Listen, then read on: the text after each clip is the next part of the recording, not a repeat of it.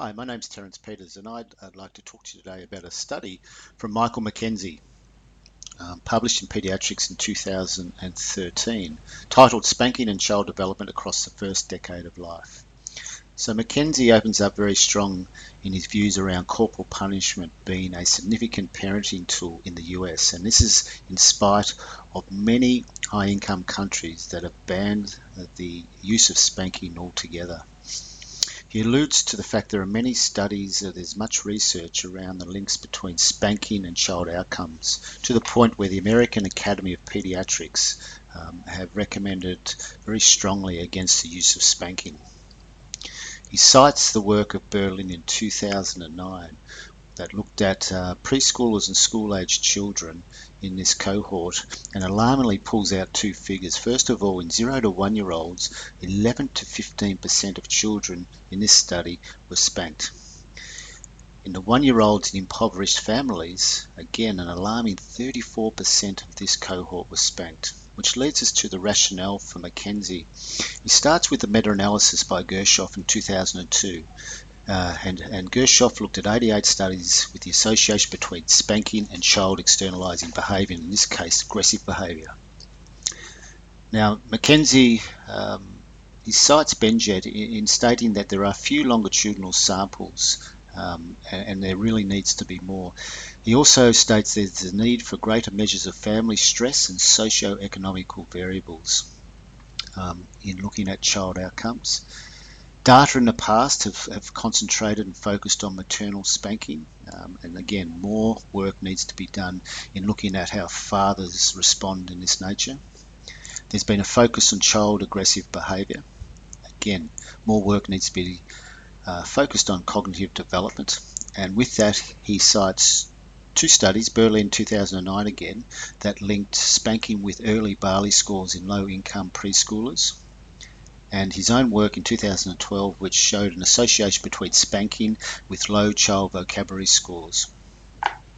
So the aim of this study is to examine the prevalence of parental spanking in 3 and 5 year old children and its relationship with aggressive behaviour and cognitive development. And not surprisingly then, his hypothesis is around maternal and paternal spanking at 3 and 5 years of age is causing future externalised behaviours and associated impaired cognitive development at a later age. So the data from the Fragile Families and Child Wellbeing Study from Reichman 2001 provided MacKenzie with a large cohort of 4,200 children that were followed in a longitudinal study. This was done around 20 US cities with children born between 1998 and 2000, and importantly for MacKenzie, it tracked mother and father spanking habits. So for child externalizing behavior analysis, MacKenzie used 1,933 families from the study. And for cognitive development, in using Peabody Picture Vocabulary Test from Goldman in 1983, MacKenzie used 1,532 families. So again, with the Fragile Families and Child Wellbeing Study from Reichman in 2001 as the basis of data, analysis was performed in 7 different areas: maternal and paternal spanking survey analysis, child externalizing behavior using the CBCL from Achenbach and Rescorla, child receptive vocabulary, the PPVT Goldman 1983. Then we had the child level control variable, maternal and family characteristics, prenatal risks and maternal risk factors all were analysed from the large data. So results can be separated in 4 key areas. First of all, prevalence of maternal and paternal spanking at years 3 and 5.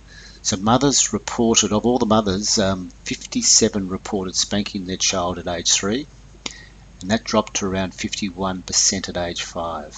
So of all the fathers that were in the study, around 40% reported spanking their child at age 3, and that reduced to around 33% at age 5.